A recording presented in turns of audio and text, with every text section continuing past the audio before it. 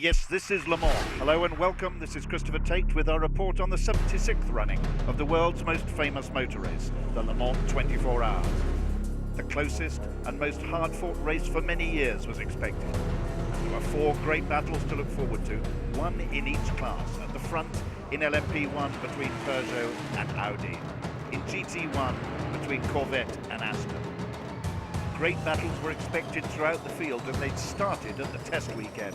But this was the story of the test weekend, a dramatic accident to Peugeot's Marc Genet. Track conditions were not ideal. It just finished drying, and maybe I was going too fast for those conditions. It's a very fast corner, you know, it's more than 270 km/h corner, very fast, and the car just went very quickly. And I knew then it was going to be a big one. What really surprised me is when the car launched on the air. That was a really scary moment. But luckily the Peugeot car was super safe. I could probably say even it saved my life.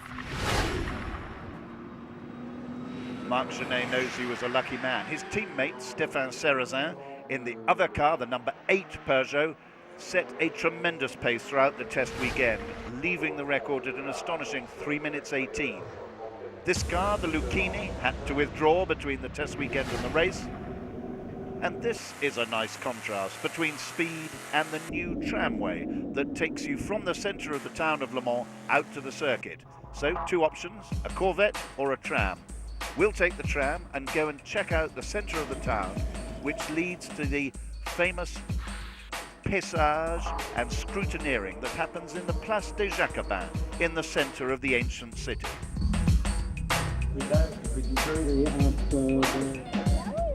This is a great chance for not only the local inhabitants but people from all over the world to come and get a close-up look, closer than they can be during the race, at every aspect of the cars. Have a look inside, take a photo, make a drawing, above all get the autographs here of young Frankie Chen from China, Dr. Ulrich, Jacques Villeneuve, Pedro Lamy. It's a great opportunity to meet the drivers, have a good look, and for the teams to take their group photographs with all the mechanics all lined up, and for the occasional pretty girl. There's the Dome team, just arrived from Japan, being reorganized, Mr. Terada, the Courages. Everybody gets involved. One of the drivers for Luc Alphonse's team is the son of Johnny Halliday, David Smet. Luc Alphonse himself wanted to tell us something about what the race means to him. Luc himself is a famous ex-French Olympic skier, and he explains that because he lives in the South region, which has the department number 72, that's the number on the car, they have a lot of public support, a reputation for finishing the race, so yeah, well, I hope it all goes well. Le Mans 24 Hours is one of the biggest races of the world, and everybody is dreaming to participate in it. And now I'm here, and it's quite unreal, and also the fans are very friendly, and the atmosphere is really relaxing. Every year is a dream, you know. There's so much. It's very hard to describe, but people are so warm, and there's so much passion for motor racing and for this race in particular. I will never forget these times every year, even in the future. Back at the track on Wednesday afternoon, the news that the Lucchini was definitely out meant the Epsilon Euskadi team had got in their second car for Jean-Marc Gounon. It's a very nice project, for sure. I'm quite happy almost for the team, because it looks that they did tremendous work to be able to have the second car ready. And honestly, last week I was known that it was finished, and when they called me yesterday, it was a super story. Yeah, great story for the Spanish team, their first time here at Le Mans. And so Wednesday evening qualifying gets underway.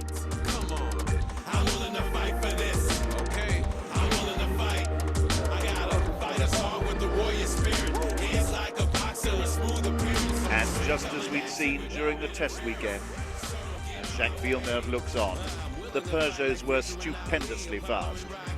A thoughtful Dr. Ulrich, boss of Audi Motorsport, looks on. The sheer torque of the Peugeot and of the Audi, the turbo diesel's just so strong as they pull onto the straight. they were just that much quicker than any of the petrol-engine LMP1 prototypes, like the Domes, the Pescarolos and the Courages, and here the Epsilon Euskadi. And as darkness fell on that first evening of qualifying, Peugeot were way ahead of Audi. The battles were to be thought about all the way down through the field as the Corvette set off in order to ensure a good grid position against the Aston Martins, with a possible interruption of the Saleen, the Alphon private Corvettes, and in LMP2 a great battle expected between car 34 and car 31, being the Dutch and Danish Porsche prototypes respectively, with the Zytex and the others hoping for a look in. In GT2, Porsches versus Ferrari was to be the order of the day. There were all sorts of incidents during these first qualifying sessions, the Aston Martin there, even the Audi pushed into a spin, the Peugeot off the track, but the biggest, a very nasty accident for Hideki Noda in the Lola with the Mazda engine. A testimony to the strength of the modern chassis that he survived such an accident, as Ben Orcott damaged his GT2 Ferrari, and even Zonta found himself in the wall in the Peugeot as he shakes his head in disgust at himself. Young Stuart Hall had a big shunt in the creation, but the men from Peugeot were very satisfied with a very, very fast time that night. Indeed, with the Thursday practice so badly affected by the weather, that was it for qualifying, and so we got on to Friday and the famous parade down in the town. Tom Christensen's clearly lost something. David Hallyday signs the camera. Pretty girls everywhere. And the trophy won by Audi in 2007 is ceremoniously returned to the city of Le Mans. This is always a huge event on the Friday evening, and Tom Christensen, despite the number of times he's been here to Le Mans, taking home movies for his own record back home. Sarrazin, the pole sitter, very popular with the crowd, and Luc Alphon, pleased to have got a kiss off a spectating lady. It's always a great show. It takes up hours of the driver's time on Friday evening, when probably they'd rather be resting, but it's part of the great tradition of Le Mans. Jackie Icks's daughter Vanina there this year with a drive in a Pescarolo, and some strange places to sign an autograph.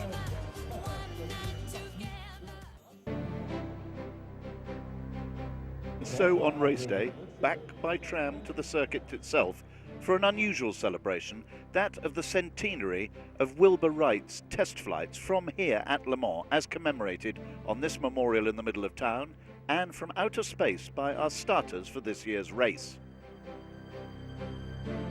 At the occasion of centennial of the flight of the pioneer Wilbur Wright, we are honored to take part in the start of Le Mans 2008 from the International Space Station.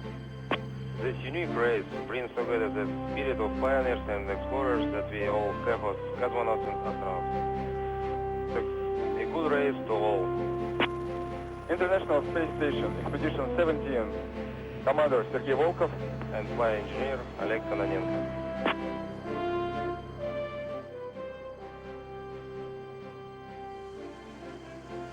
A remarkable way to start the Le Mans 24 Hours 2008, but with the ceremony done and the commemoration from outer space done, it was straight down to motor racing. And as the three Peugeots accelerated away in formation, Alan McNish was the sole Audi to try and interfere with the first lap demonstration for the French marque. And he got it too. Just underneath the Dunlop Bridge, McNish popped up into third place. A wry smile there from Dr. Ulrich in the Audi pits, and a look of slight surprise on the faces in the Peugeot pits as the race has set off at its new traditional start time of 3 o'clock in the afternoon. McNish knew as he looked in his mirror there down the first section of the Mulsanne Straight that that was not going to be for long, and sure enough, the Peugeots resumed their 1-2-3 running order.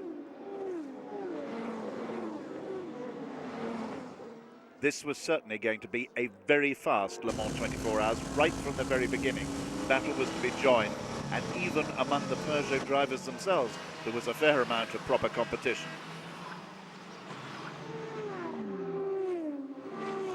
The sheer torque and power of the turbo diesels of the Peugeots and the Audis soon took its toll, as expected after the qualifying times, over the petrol engine cars, led there by the Lola with the Aston Martin V12 engine, as they came past the pits to an enormous cheer for the first time. A French car leading 1, 2 and 3 in front of an absolutely enormous crowd, estimated this year at 260,000 people from all over the world come to watch this, the most international and the most glamorous of long-distance sports car races. Immediately considerations of tactics on the Peugeot pit wall, and here with Jan Magnussen from Denmark driving, Corvette number 63, leading the way in GT1 from his teammate and the first of the Aston Martins. The Aston Martins and the Corvettes already well in among the LMP2 smaller engine prototypes. And very early on indeed, the Peugeots were to be lapping these cars. That gives you some impression of the speed differential between someone capable of lapping in 3 minutes 22 and someone in a GT2 Porsche or Ferrari lapping around the 4-minute mark. And there is the LMP2 battle. The two Porsches have made a real impression.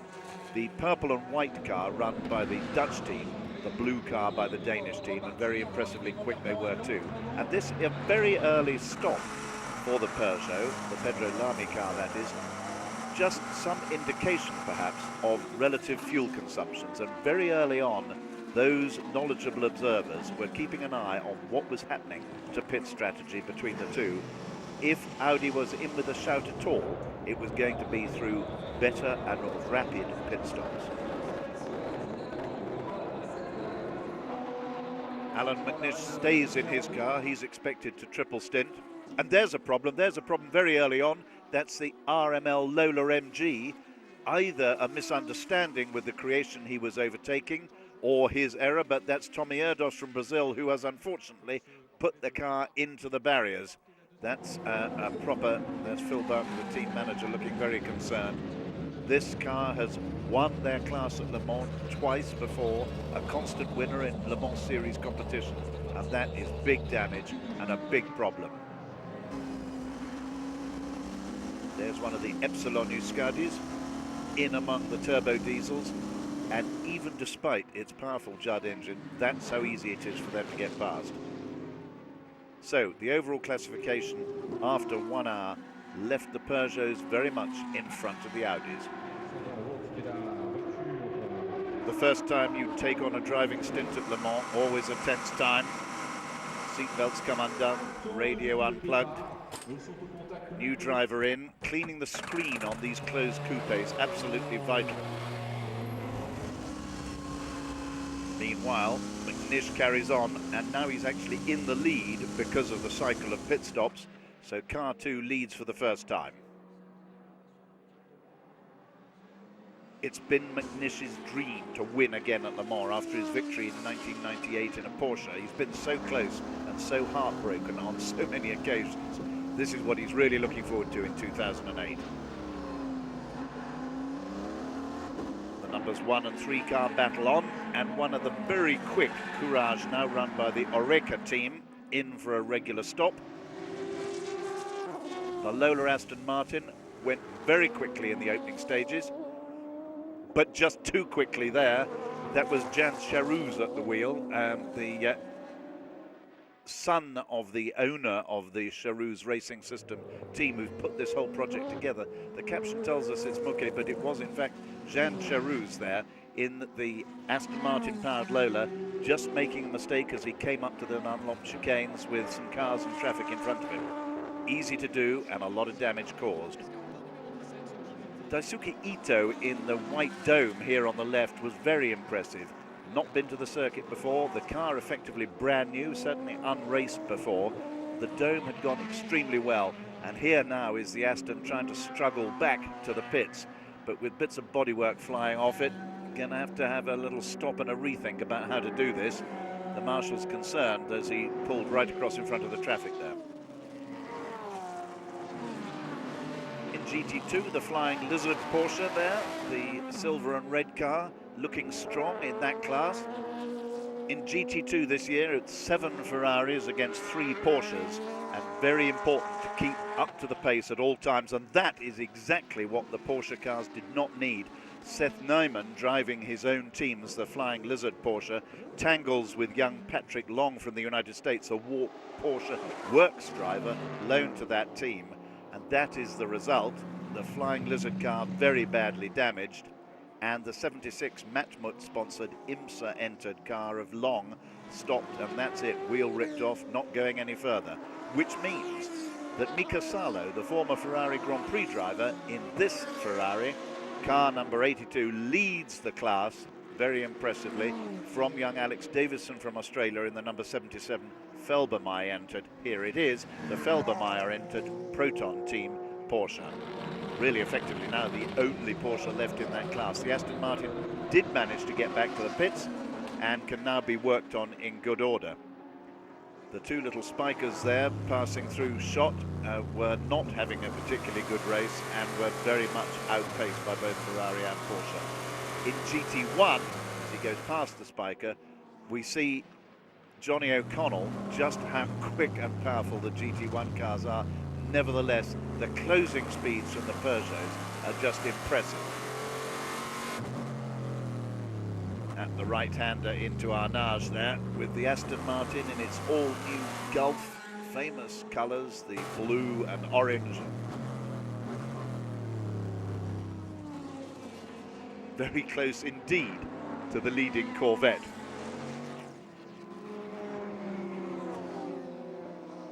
Pit stop time for Peugeot. And Alex Wurz gets in, one of Formula One's best known and most reliable testers of cars, is enjoying his return to Le Mans. He remains the youngest ever man to have won at Le Mans when he was just 22 years old. That was 12 years ago, but he won't be enjoying this as the car is pulled into the garage in order to fix a problem. And the problem is to do with the gearbox, what people call the flappy paddles on the steering wheel. And that's probably a mistake by Terada-san there, having his annual outing at Le Mans in car 24 in the LMP1 class, his Courage with a Mugen engine there, and he missed the entrance to the pit lane, going to have to go round again. Slight change, and there is a problem. That's the number 16 Pescarolo, being driven at that point by Jean-Christophe Bouillon. Pescarolo team so used to being competitors for overall honours, finding it rather hard to find themselves only competing in what we might call the unofficial petrol engine class this year.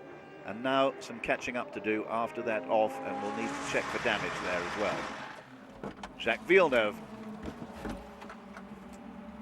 Jacques is seeking an almost unique combination of wins. Graham Hill, the only man ever to have done it, to win the World Championship, the Indy 500, the Monaco Grand Prix and Le Mans. And Jacques Villeneuve looking to see if he too can set an unusual record in motorsport this year. The afternoon was still bright and cheerful as McNish was able to pound on. The delay to one of the Peugeots with gearbox troubles had given the Audi engineers pause for thought. The work continued, not just up at the steering wheel end, but also down in the gearbox itself. Problem with the hydraulics.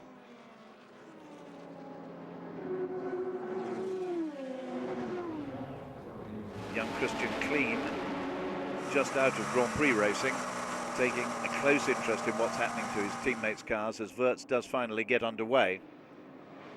But that means that Wurz's car has dropped now 6 laps behind the leader. Slight moment there for the LMP2 Pescarolo, just behind the leader McNish. It's so easy to get caught up in somebody else's accident.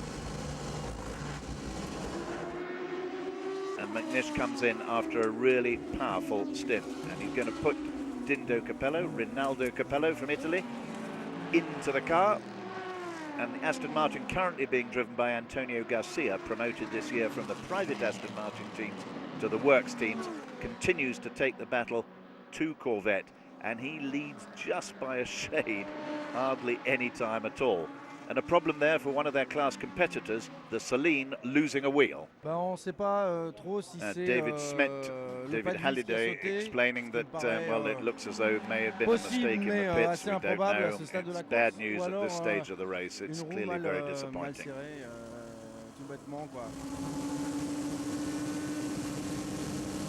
Back on board the leader as he goes past one of the Courage Orica cars. And problems for Pescarolo while the damage is being checked out following that earlier off. And here is the LMP2 battle. The cars actually nose to nose as they come in for regular routine pit maintenance. The Danish car, car 31 there, very smooth pit operation, all going well for them. The overall classification then after 3 hours, Audi's still in front of Peugeot, and not many people would have put money on that at the start of this race. In LMP2, Porsche's lead, in GT1, Aston Martin lead, and in GT2, it's Ferraris in front of the really sole remaining effective Porsche. The Dome Judd effectively leading the petrol engine class. From this car, the Courage Orica in its bright new colours, and eventually the Celine gets back to the pits, but of course on only 3 wheels, very hard to stop. Poor Luc Alphand looking very disappointed as he explains what happened there in his car. And that is a problem for Britain's lady racer Amanda Stretton in the Synergy Chamberlain Lola Judd. That's quite a big smack. Hard to see whether that was a mechanical problem or her problem, but anyway, she's in the wall at the beginning of the Mulsanne Straight. Problems also here, the 21 car, gearbox trouble on the Epsilon Euskadi.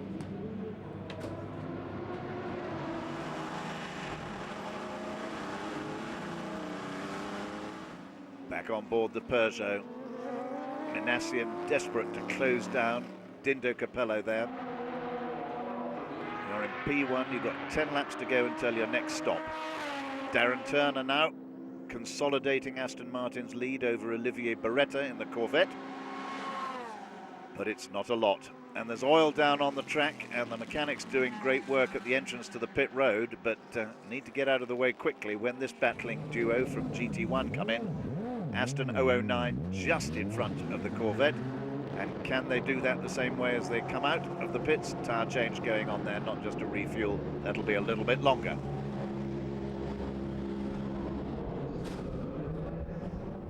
And the Aston Martin has taken the lead from the Corvettes. And look how crowded it gets as Audi battle Peugeot up the pit straight. And that is for the lead. That is very brave indeed. What a squeeze. The number 7 Peugeot just manages to get inside the racing line and up into the overall lead. Watched by the chairman of Peugeot thoughtfully from the pits. Who says this isn't real racing? This is as close as any short 1.5 hour Grand Prix, and this is happening all the time and is going to go on happening for the full 24 hours of this, the 76th running of the Le Mans 24-hour race. There's your order at the end of 4 and a bit hours. Tremendous views from on board there with the Peugeot, and Amanda Stretton has somehow managed to get a very badly damaged Lola back to the pit. Well done her, the team can now get to work. France's madly enthusiastic motoring president, Françoise Fillon, there with Henri Pescarolo in the pits. And the Felbermayr Proton number 77 Porsche, the only one to show any battle to the Risi Competizione from Houston, Texas. Ferrari there, which is battling for the GT2 lead. A stop for the Dutch Van Merkstein team. This car really led by Jos Verstappen, the Dutch ex-Formula 1 driver, and very quick he's been throughout. Sascha Maassen here from the Porsche factory team has been loaned to the Danes for this race. And in 3rd place in LMP2 is the very elegant Xavier Pompidou-driven car number 33, the closed Lola Coupe, looking much like one of these Peugeots.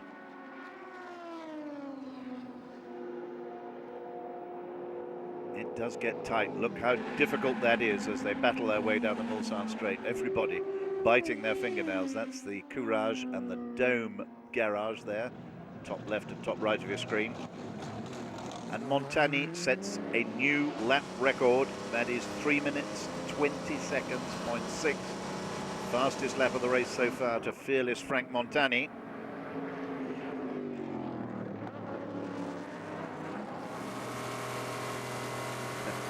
Great shot there on board. Chance to look at your gauges as the two Corvette teammates power down to the second of the chicanes on the Mulsanne straight, the left-hander,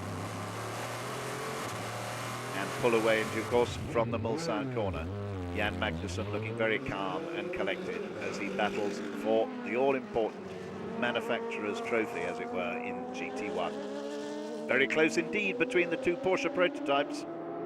These cars have really changed the face of LMP2, no longer just a gentleman's class in the smaller engine prototypes with some professional teams running them. Now with these two Porsches, the name of the game has changed. You don't win Le Mans that many times without thorough preparation, and there is Tom Christensen just preparing his helmet, his visor, his radio, his drinks bottle feed, everything you need to keep going at Le Mans. Regular stop for car 9, and ditto for Capello coming in.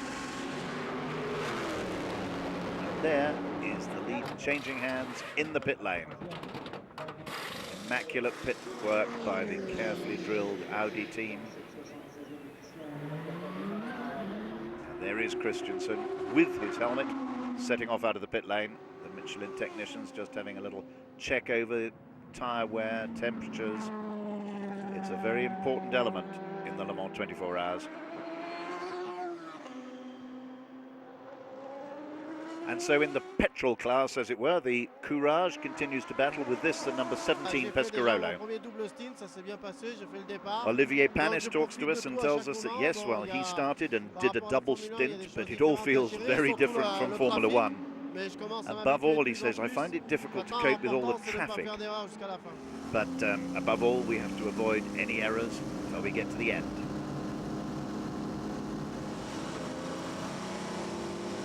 Two comparative onboard shots there from Frank Biele's Audi and from Villeneuve's Peugeot.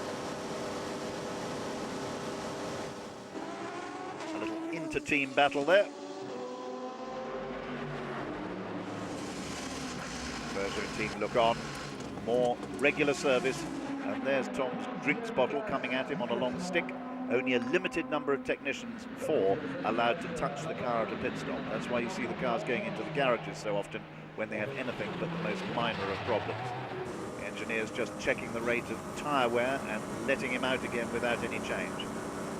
This is Sarrazin, and indeed it was on this lap that he got himself down to 3 minutes 19.394, an all-new record, an astonishing speed around the 13.7 kilometers that make up the Le Mans racetrack. So Aston's led at this point in GT1.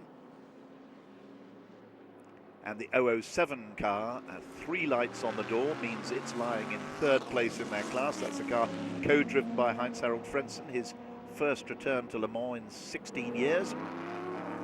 And a puncher which was really to change the nature of the battle between the two Peugeots, because it meant that Verstappen here in the purple and white Dutch engine car was able to eke out something of a lead over the blue Danish car, and also allowed Pompidou to move on up. And this, the green and white Pescarolo, driven by young Frankie Chen from China, the first ever Chinese driver at Le Mans, moved into contention.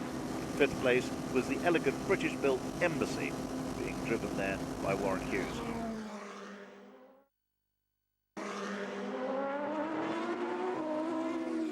As dusk began to fall, the battle continued still between Peugeot and Audi.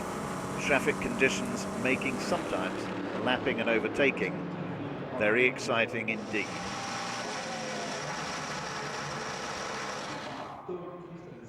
Regular service. And straight back out again. The thing you really notice with the turbo diesels is how silent those engines are. Often you just hear the gearboxes and the chip of the tyres on the tarmac. Not so with these big Corvettes. Big noisy brutes that they are. Fantastic racing cars, but that's a drama. That's Christian Klein just out of the pits, and look how cross he is with himself and with every justification. That is not what he was put in the car to do. Straight out of the pits, the marshal says, "Are you all right in there?" A quick tow out behind the vehicle will get him back on, but you can see from the concerned looks on the Peugeot technician's face, they know that any problem at all will be sufficient to push them down the order. Yep, Clean did not want to be doing that, and that is going to be a problem for the car for the rest of the race. Jenny at the wheel of number 7 now, the car he's sharing with Villeneuve and Manassian.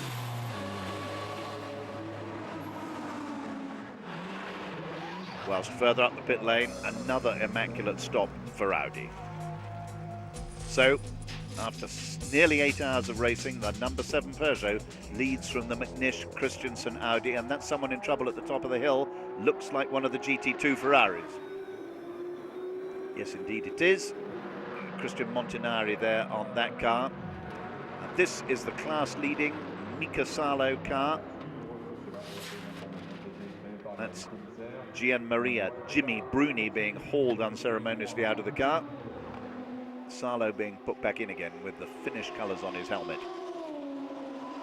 They still just lead the Porsche number 77 and the 96 British run Virgo race team Ferrari, which has been running very nicely and unassumingly further up the order.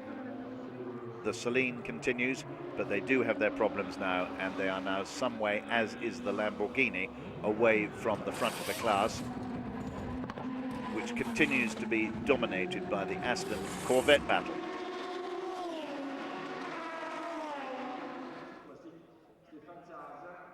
The Aston and the Corvette teams have known each other as ProDrive and as Corvette for a number of years, and they watch each other incredibly closely up and down the pit lane. But there's a very, very rare mistake from the American team.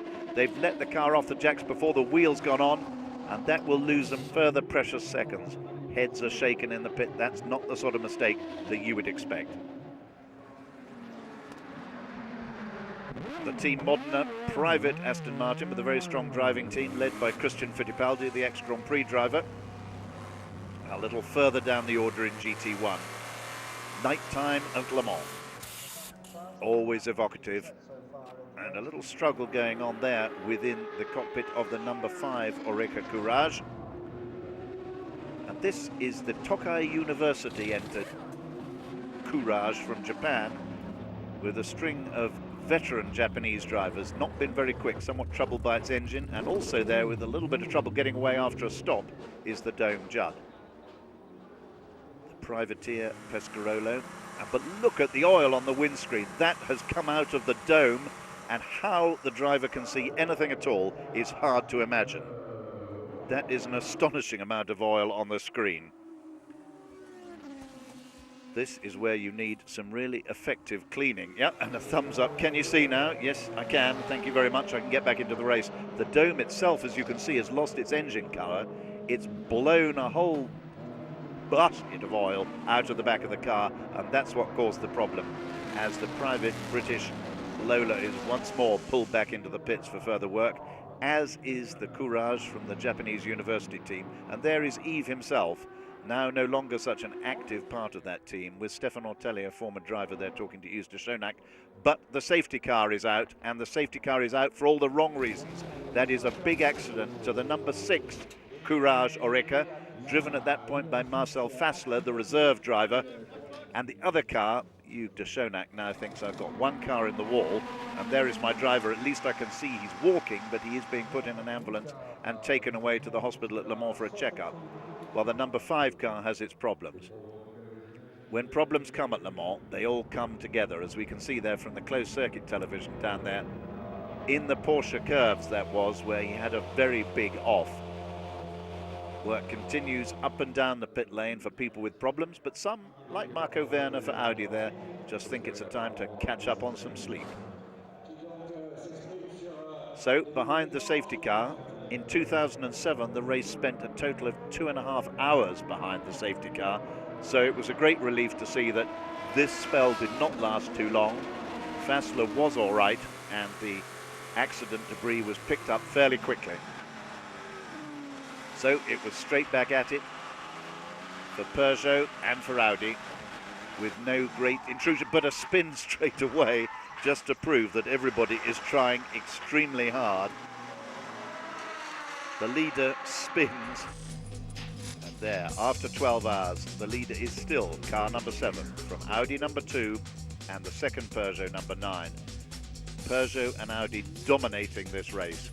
In GT1, the Aston leaves the Corvette. In LMP2, the Porsches continue to dominate. And in GT2, it's now looking more like a Ferrari parade than ever before. And then we look back further down to those who've lost all sorts of time after all their various problems. And though people are very reluctant to actually post an official retirement, when you're 115 laps behind, we can take it that you are pretty much out of the running. The Audi mechanics rest, but Tom Christensen looks on. And there's a bit of a tactical discussion going on here because it's raining, and it really is raining at Le Mans, and there is a need now for the teams to really consider what they're going to do. The slicks are coming off and the wet tires are going on. Slightly chaotic in the Peugeot pit there as the two cars pull away together. Similar decisions, of course, for every team up and down the pit lane. But a problem straight away. Poor Xavier Pompidou in car 33 there found himself on slicks in heavy rain at the wrong place. Result, major damage, and that is a bump also for the dome, also caught out by the wet weather and the wrong tyres. Aston Martin 007 has the problems as well and is pulled into the pits for repair. It's all you can do to stay awake at Le Mans. Wee small hours of the morning, it's 4:45. This is the time when Le Mans is traditionally won or lost. Smooth pit work, efficient, clear thinking by team management, fast, steady spells by drivers taking account of the conditions, dealing with the weariness. You noticed how the Audi drivers have been in the garage for so much of the race, as have the Peugeot drivers. Jacques Villeneuve there, debriefing team management. But conditions really were, at this point of the race, absolutely atrocious. Christensen bravely pushing by in difficult conditions. The top 6 still an all Audi, all Peugeot affair. You have to be so careful. Easier as dawn begins to break, but even then, the leading Audi, it's just easy to miss your braking point. That's at the first chicane on the Mulsanne straight, and you have to wiggle-woggle your way between the tyre barriers, and that's a very big problem for Joey Foster in the Embassy, and problems up and down the field. That's the privateer Pescarolo of Jacques Nicolet, and the Portuguese Lola LMP2 car, turbo catching fire, as everybody limps back to the pits after their various problems, while McNish continues on his relatively happy way. Dr. Ulrich, so relaxed about it, he's able to take a quick break in the pits. Yawns everywhere and sleepy people up and down the pit lane, but McNish was putting in an absolutely magnificent stint. The worried face of Henri Pescarolo.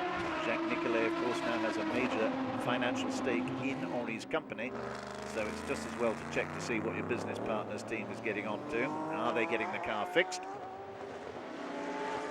Number 17, Pescarolo, continues to lead the petrol-engined unofficial class, lying in the 7th place there, just behind the 2 big factory cars.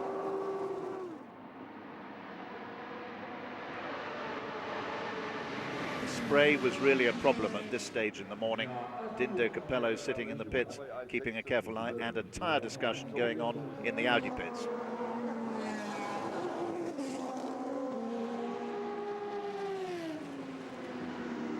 Dutch Porsche continued to lead in LMP2.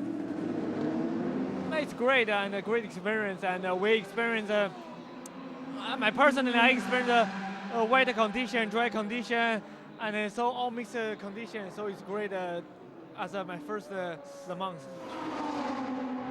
Frankie Chen from China really does seem to be enjoying his first experience at Le Mans, but these are not easy conditions for any driver. Casper Elgaard there, now in second place in that class, hoping he can continue to hold off Frankie Chen and the very impressive Pescarolo team in LMP2.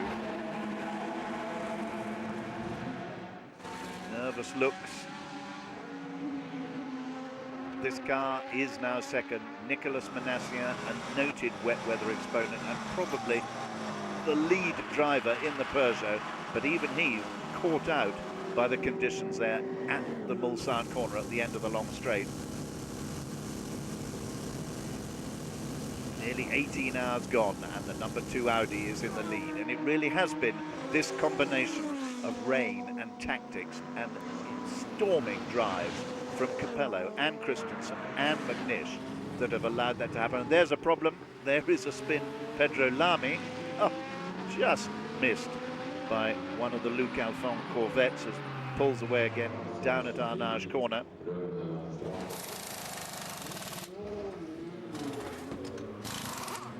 Yeah, he was a little caught out there. Those were the right tires. Montagny trying to clear away the damp and the sweat with a towel, but telling his teammates just how tricky it is out there. The Pirelli shod Ferrari 430 GT in a battle with the British Dunlop shod Ferrari, all in pursuit of this car, which remains overall leader of their GT2 class, as he accelerates away from the spun Epsilon Muscadi, which was back out after a long spell in the pits. As we entered the final quarter of the race, the battle got tighter and tighter. So after 18 hours, the number 2 Audi led from the number 7 Peugeot, the number 9 Peugeot and the number 3 Audi. A little further down, Pescarolo number 17 was in 7th place overall, an unofficial leader of the unofficial petrol-engined LMP1 class, and the number 5 Courage Oreca, despite its problems, had kept going. Vanina Ricks there, daughter of Le Mans legend Jackie Ickx, driving very nicely in Martin Short's private roll centre team, and this car continued to impress between their bouts of rests in their pits while various problems were dealt with. The Japanese trio proving very fast in a really very, very well-built designed new dome. So, as the pit board tells the story, 6 laps till your next stop, Dindo. And that will probably be the point at which they change drivers. The Peugeot looking to close the gap.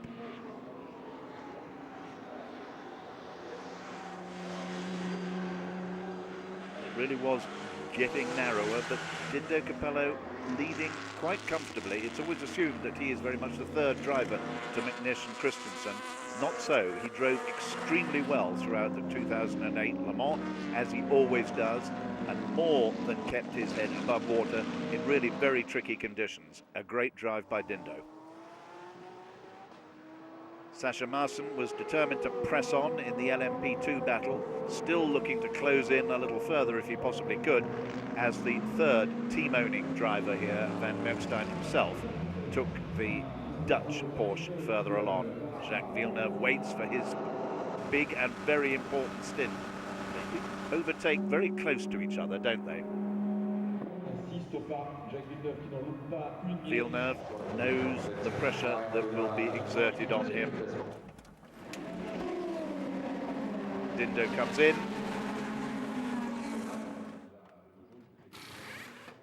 Villeneuve is strapped in. Capello, in fact, is going to stay at the wheel. He's back off his jacks and away. And once again, the point is made that faster, steadier, easier pit work makes all the difference. Intermediate tires being tried here. Nothing to lose, but perhaps there is something to lose. But they've learnt a lesson there for the leader, very important. Marco Werner spins there on the intermediate tires. The track is not yet ready to take intermediate tires. That will mean, in fact, which will be rapidly radioed back to those considering what to do with their lead car as the number 1 car goes back into the garage just to check that they can all have a proper look at it. But they're also finding conditions tricky is the dome, taking a big smack into the wall there. That's coming down towards Indianapolis. He's okay. The car is not okay. It was Daisuke Ito at the wheel at the time.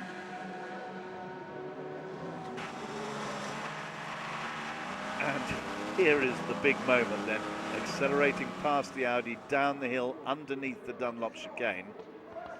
And that is unlapping himself to get back onto the same lap.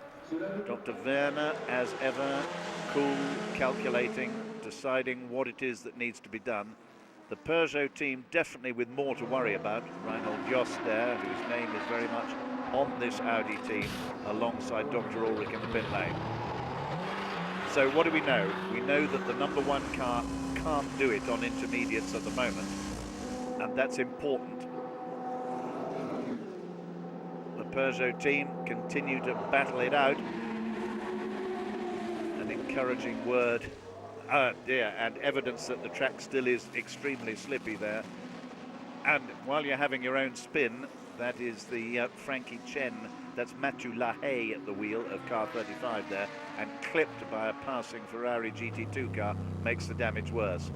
In Aston Martin and Corvette, the battle really looks as though it's been resolved very much in Aston Martin's favour. But this battle in previous years has gone right down to the wire. Overall classification, with just 3 hours to go, the Audi still just holding on to that less than a lap's lead. And that will be the very important battle through the last 3 hours of this 76th running of the Le Mans 24-hour race.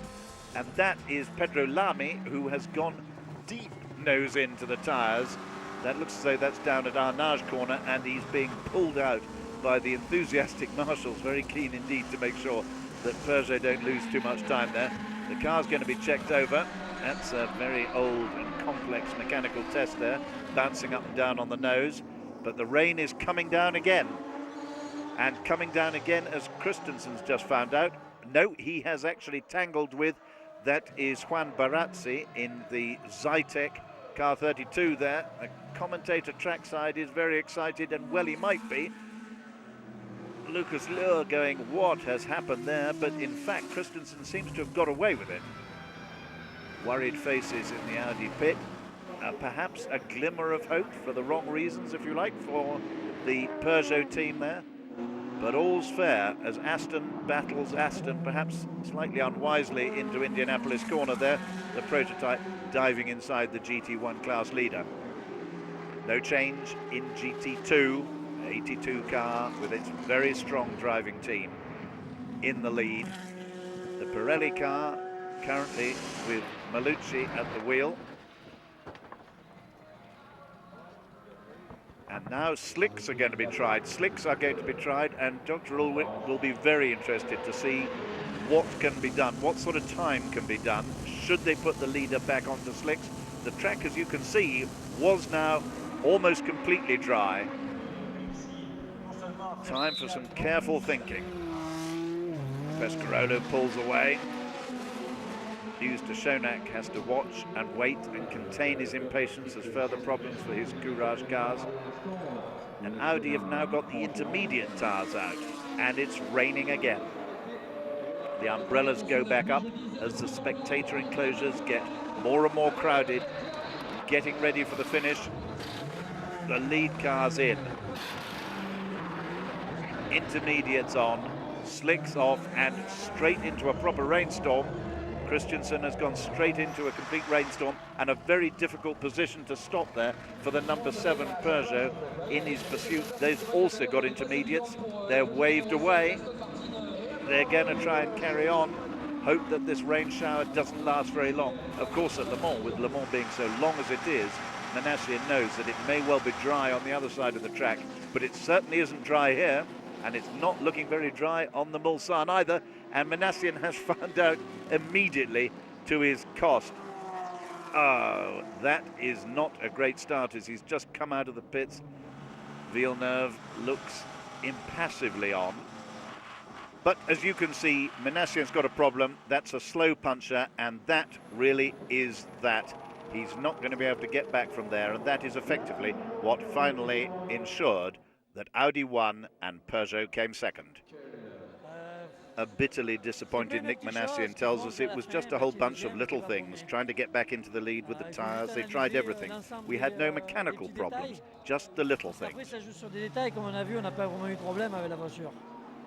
After all the training sessions, Peugeot was the clear favorite, but we concentrated on a constant speed, on a constant work, not making errors, concentrating on being just there at the end, at the top.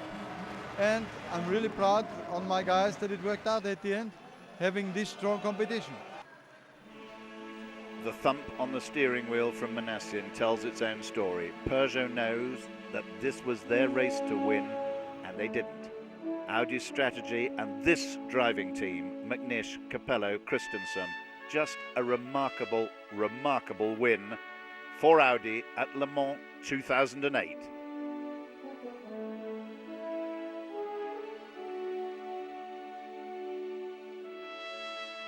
A great victory also for Aston Martin over Corvette in the GT1 class. David Brabham led that team to a convincing victory with Darren Turner and Antonio Garcia. In LMP2, the Dutch had plenty to wave their flags about as Van Merkstein, Bleekemolen and Jos Verstappen raised their trophies, and in GT2, Salo, Bruni and Melo took the win for Ferrari over Porsche. A truly great Le Mans 24-hour race this year. Can it ever be as exciting again? It surely will be, as Peugeot demand their revenge in 2009. Don't miss that.